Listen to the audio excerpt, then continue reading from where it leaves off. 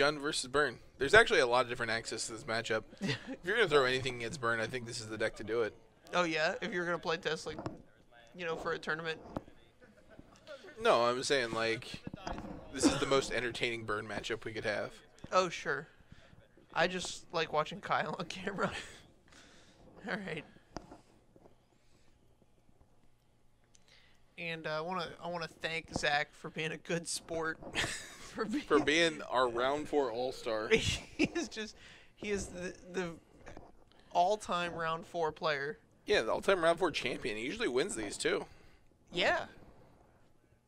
This guy, so I never see him play a different deck or a different format, and he always 3-1s these tournaments. Yeah. He has to have $1 million in store. He's gonna buy GameSwap Mason just in store credit one day. Somehow. Just like, all right, here's 1.5 million in store credit. Yeah.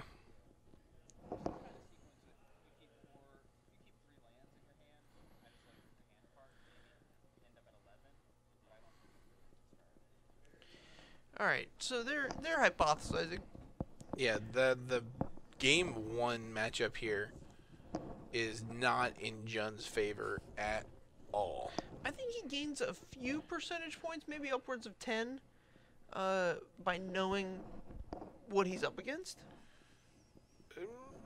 Okay. I mean, a large percentage of those has to go through the mulligan phase. Correct. So he's kept a lightning bolt heavy hand here, which protects him against goblin guides, which is, I think, a good axis to want to be on. Yeah, but if he doesn't see a goblin guide here, he is in trouble. Here's a Swift Spear, close enough. All right, Close yeah. facsimile. It's actually like probably better than the goblin guide. All right, verdant down. Better than the goblin guide is a stretch. Well, it's less damage to Kyle, and he still has a target for these lightning bolts. Better for Kyle, okay. Better for his opponent. So, AKA worse. Alright, so we've got a dead Monastery Swift Spear. Alright.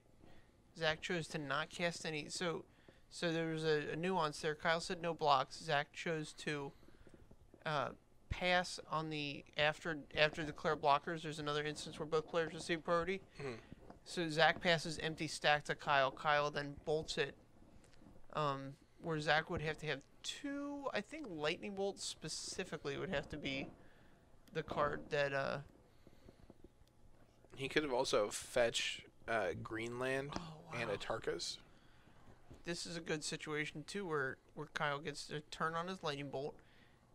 He still takes 2, but you're gonna take some damage. I mean, not everything's free. Draws another land. That's a really good land to draw. How So now- important is getting down Liliana here? Do you get down Liliana and No, I think the Tarmogoyf's a little bit more important because you have to have a clock, even with Liliana. yeah? So you're gonna bolt the Eidolon and play a Tarmogoyf? Yeah, that's likely the play. Or you can play Liliana and minus her, but then you don't have a target for this bolt, so it's probably not great. Right. Yeah, I think the thing you want to do is have Liliana start plussing immediately. Yeah. You need to trade her for a card, and then subsequent cards.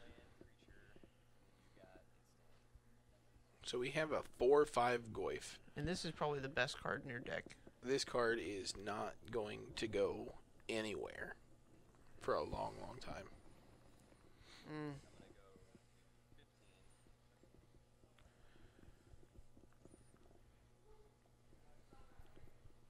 So is that going to 15? He has the burn in hand. If he can't deal 15, he can come really close to it. Okay. I believe he's got 14 damage in his hand. However, He doesn't have time to deploy all of that.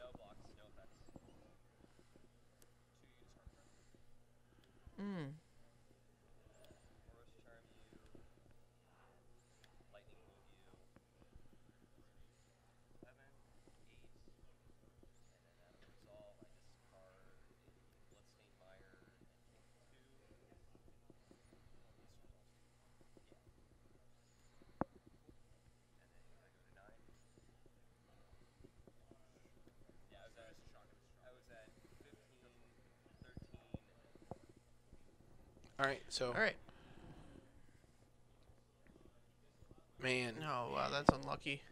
So Zach drew the Searing Blaze the turn after he discards the land. well, so if he draws a land, he's got the win next turn. Concur. And Kyle does not have him dead.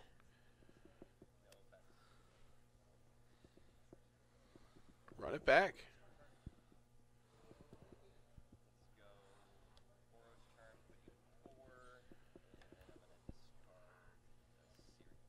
All right.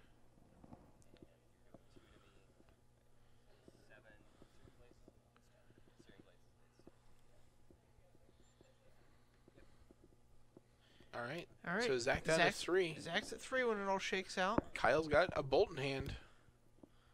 The top deck Boros Charm. He could have also drawn a lightning bolt or lightning or a lava spike. Any creature.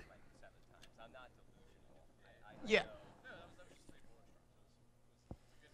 He had a bajillion outs. Concur. So we got to see Kyle very aggressively attack his hand and life total with these Kolaghan's command, which is an angle that I didn't see. Partially because I didn't see Kolaghan's command in his hand, but also it's a little bit unorthodox, but it really put the clock on. Yeah, I think the 2 Kolaghan's command shaved an entire turn cycle Right. for Kyle, so Zach had 1 chance to top deck instead of if Kyle were to take the opposite line of Liliana into play and plussing it, Zach would have had 2 turns to top deck. Now, I know Kyle's playing a pretty spicy bit of tech here. I don't know that it'll come in against the burn deck. But I know he's playing 1... Yahini's expertise? Yeah, he's playing Yahini's expertise. Uh, I'm sure if the chat asks nicely, Kyle will tell you all about that secret tech one day. yeah, you just find him on Facebook and message him liberally. You would have to, if you're going to message him on Facebook, it would have to be liberally. Right. I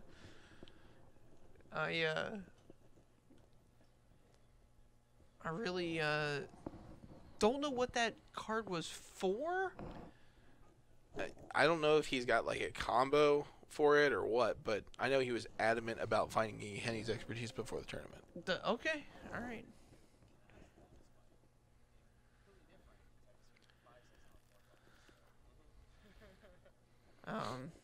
So now, out of the board, I would expect some collective brutalities. I would expect a couple kitchen finks. Maybe we can go all the way up to Obstinate Bailoff if we really feel spicy. Sure. Yeah, that's the one thing I've noticed about all the 4-drops in the Jund deck. They all gain life. Yeah. I mean, not all of them, but... Thrun. Thrun's the only one that I can think of that doesn't gain life. Olivia Voldaren does not gain life. Oh, sure. Is that a good one? Depends on the format. It's good against souls. It's good against big dumb idiots. Like if Bant Eldrazi was a real thing, then it would probably be... Kalidas might still be better. Bant Eldrazi is a real thing. Memo. I'm not kidding. I mean, in this metagame, nobody here is playing it, so it's not a real thing here. This is why I keep the deck sleeved and ready to go. If anybody wants to pick up Bant Eldrazi, come.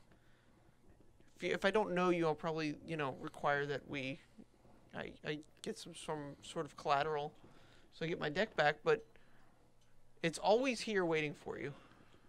Always? Well, if I'm here, it's here. Okay, so it's not always here waiting for you. It's here waiting for you. It's here with some of the time. It's with me waiting for you.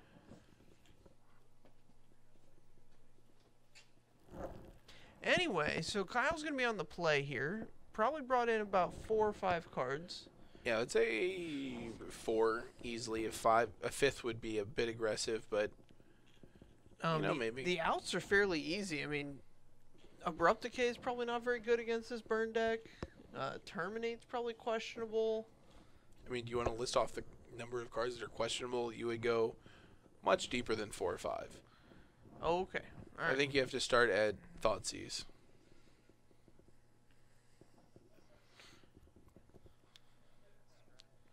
So this hand has a Terminate and a Kitchen Finks. because Kyle's on the play, this Terminate isn't awful. You will take 2 damage from a Goblin guy, but you have an answer, and that's what's important. Alright, gets to draw the card. Basic That's important. Kaladesh Swamp. Is that a Kaladesh Swamp? Maybe. Man. Here's the Thoughtseize that There's a Thoughtseize still in there. that, in your opinion, should have come out. Yeah. I mean, so it's definitely a matter of there not being enough cards to bring in. Geef. Yeah, when that second Goblin guy attack connects, you know you've got it. Right. And it looks like Zach has brought in Path to Exile.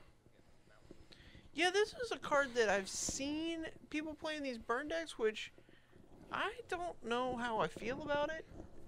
I'm not like a humongous... I mean, the thing is, there aren't too many creatures that you're just like, alright, I'm dead. Yeah, but it gives you an out to buy some more time if you're losing the race. Sure. So here we've got a Thoughtseize eating a Boros Charm. Okay. Let's see how many life he's gonna plus himself on. Yeah, it probably takes the Lightning Helix here. Which is like plus 4 life. So it's a 6-point life swing, but Kyle's taking 2 to negate it. So it's as if he's gaining 4.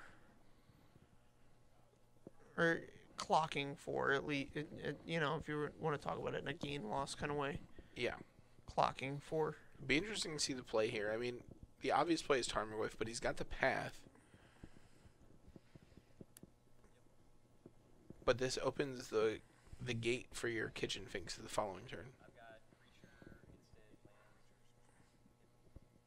Alright. 4-5. The old 4-5 Goyf. Here is... Man, drew the Eidolon. That's a really good draw here. Correct. So he's probably going to Path first. I can't imagine him not...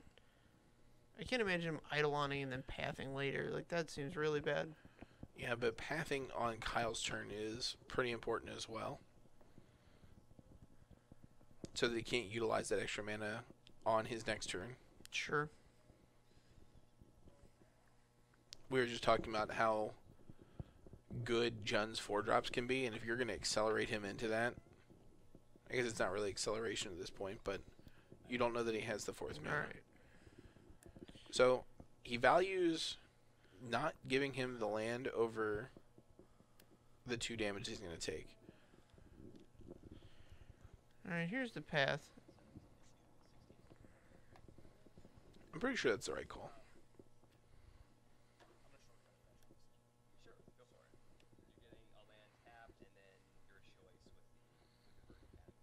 Alright. So Yeah, he they announced that we're shortcutting. Shortcutting the fetch. Alright, so there's the basic, and then Kyle gets his choice of... Okay. So there we go.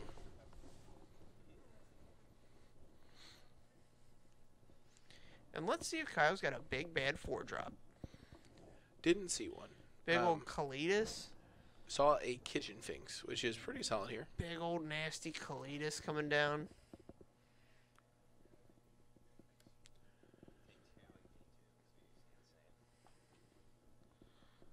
I think his hand is land. But he's got these Raging Ravines, which are fairly important. Especially if your goal is to not do anything. I mean, Kyle's going to bang in for 6, and Zach, I mean, he's got to, like, at least consider the block, right? I mean, on what? You're definitely not blocking the Finks, because then it'll gain 2 life. Concur. I mean, you can block the Raging Ravine, but that's not great. Oh, it's 7. Just swing in with a 4, which I think is the right call here. Okay. Yeah, the Finks are a heck of a blocker.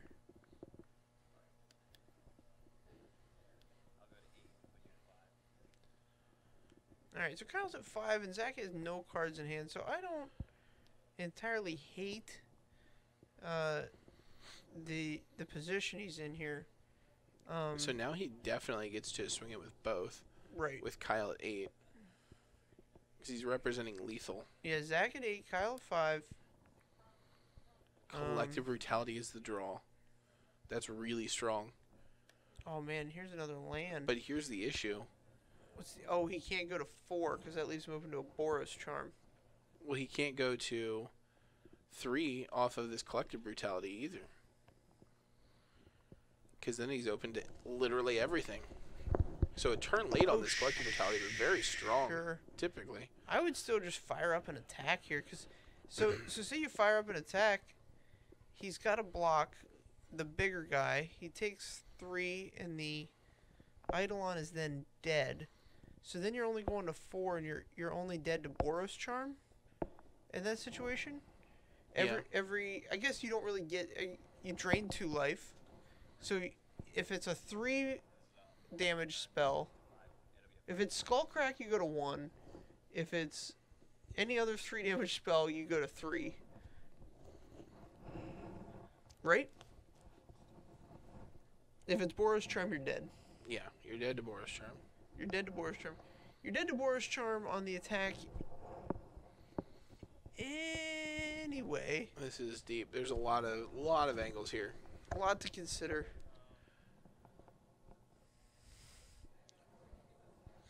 I think you have to play it aggressively. You can't give him 2 cards against you. You just have to fire this up and get in there. I mean, it's lethal, so he has to block.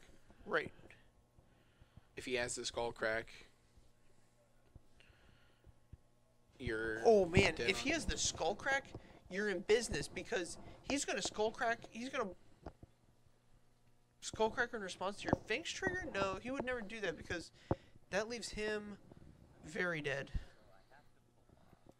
He could block the Finks, and then the Eidolon will be dead.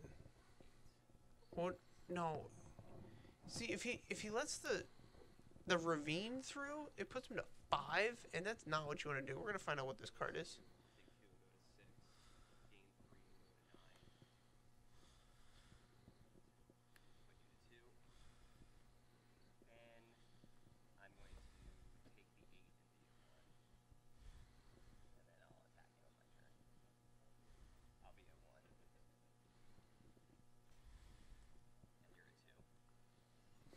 Man.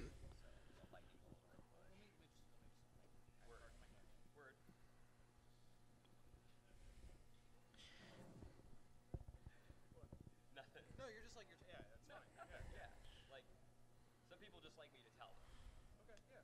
Well, it's there's no hidden information I can give them. Yeah. That's not slow rolling, you're telling me. Yeah. All right.